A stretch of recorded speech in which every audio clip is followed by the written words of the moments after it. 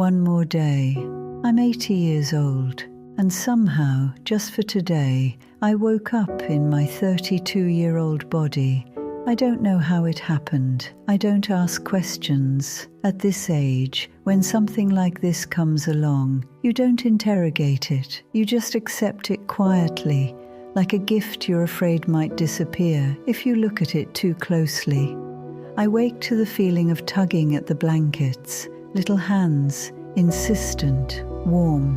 "Mum, wake up," they shout. "Mum," I blink, and there they are, my babies, small again.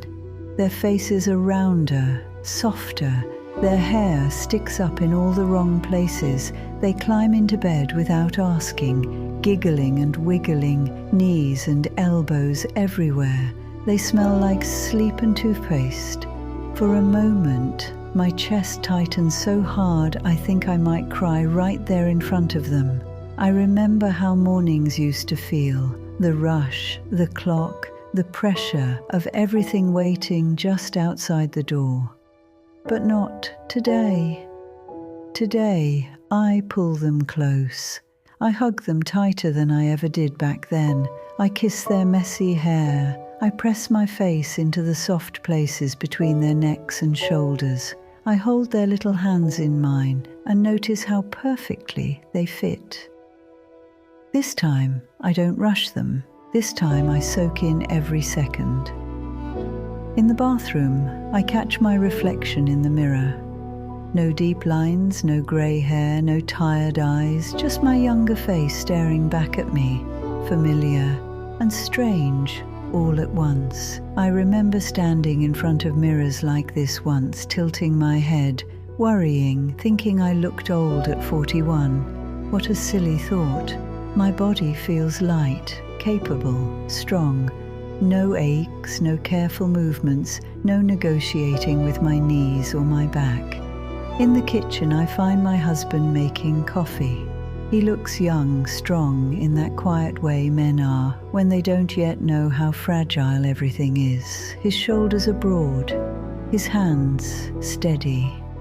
I walk up behind him and wrap my arms around him tightly. He startles just a little. "Good morning," he says, smiling. Maybe we didn't hug enough back then, I think. I press my face into his back. I breathe him in. I memorize the way he smells, the way his voice sounds when he says my name.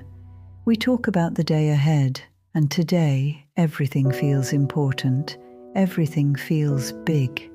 We pile into the car. The kids argue about seatbelts. Someone drops a snack. There are crumbs everywhere. A shoe goes missing. Someone cries.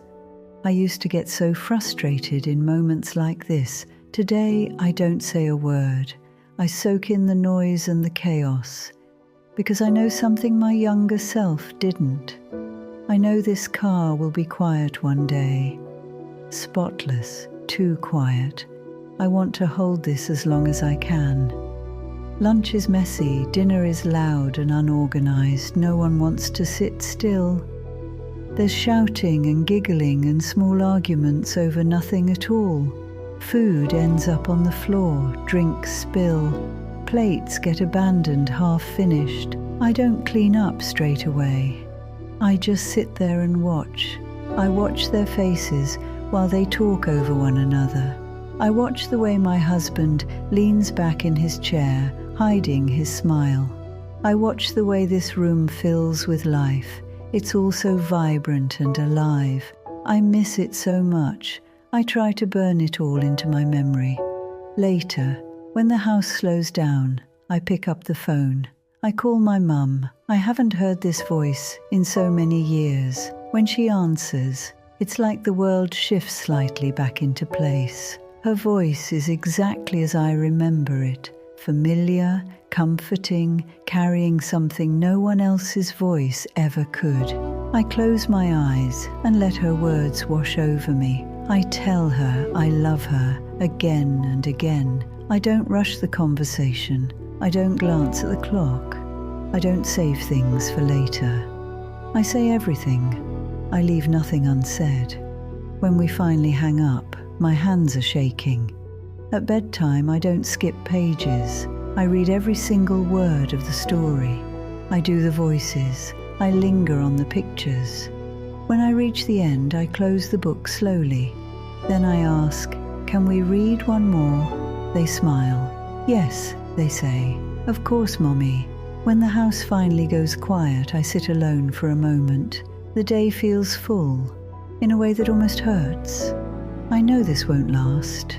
I know what comes next. I know I'll wake up again in the body that has carried me through 80 years. But I also know this. I was given one more day, and this time I understood. This was joy. This was love. Those little hands, our strong young bodies with no aches or pains, our parents who are still alive, the noise, the mess, the wanting, it all mattered so much more than we ever realized at the time. We spend so much of our lives chasing what we don't have yet, and somehow we miss the miracle of what is already reaching for us. I got one more simple, perfect day, and when it ends, I don't ask for another. I just whisper, "Thank you."